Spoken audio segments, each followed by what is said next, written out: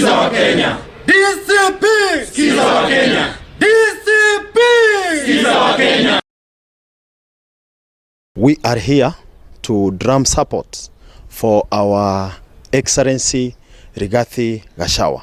We want to encourage the youth, wherever they are, to come out and register as voters so that we promote the one-term agenda. Kuna a lot of cynicism and political intolerance.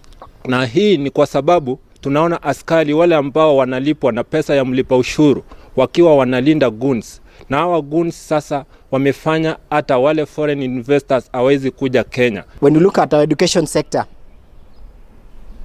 we have models after models. In our last financial year, we had a model that didn't work. The recent agreement by the members of parliament that they were corrupted when they were impeaching His Excellency Rigathi Gachagua raises a lot of concerns.